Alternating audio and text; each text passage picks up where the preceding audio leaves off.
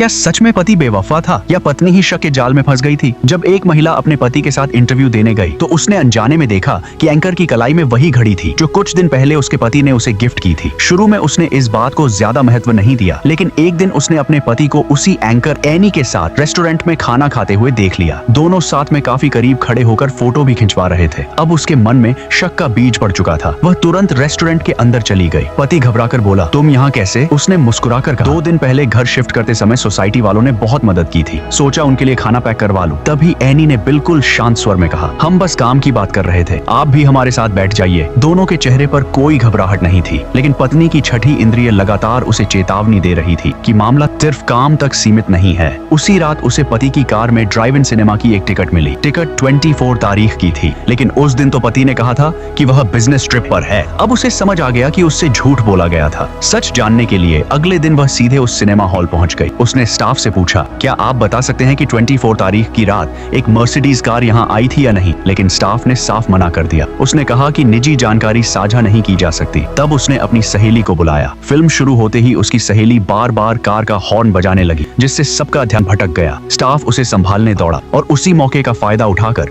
वह control room में घुस गई। उसने 24 तारीख की फुटेज देखी, लेकिन कार चलाने वाला उसका पति नहीं बल्कि उसका ड्राइवर था। अब जाकर उसका दिल शांत हुआ। उसने सोचा, शायद मैं ही जरूरत से ज्यादा सोच रही थी। लेकिन उसी रात उसने एक अजीब सपना देखा। सपने में एनी उसके बेडरूम में खड़ी थी और उसे घूरकर मुस्कुरा रही थी। अब उसका शक और बढ़ गया। वह चुपचाप पति का पीछा करने लगी। एक दिन उसने देखा कि पति अकेले एक कैफे में गया है। वह भी चुपचाप अंदर जाकर एक कोने में बैठ गई। कुछ देर बाद एनी वो वहां आ गई। उसका दिल जोर से धड़कने लगा। वह दोनों की बात सुनने लगी और उसका अंदेशा सच निकला। एनी ने खुलेआम अपने दिल की बात कह दी, लेकिन पति ने साफ शब्दों में मना कर दिया। उसने कहा, आप अपना समय मुझ पर मत बर्बाद कीजिए, घर जाइए और आराम कीजिए। मुझे अपनी पत्नी की याद आ रही है। बिना किसी खास वजह के अब हम नहीं मिलेंगे। यह सुनकर पत्नी ने राहत की सांस ली। जैसे ही पति उठकर जाने लगा, वह जल्दी से छिप गई। लेकिन उसे क्या पता था, पति को पहले से ही सब पता था और यह पूरा दृश्य दरअसल एक सोची समझी योजना का हिस्सा था। क्या आप बता सकते हैं पति ने यह नाटक क्यों रचा?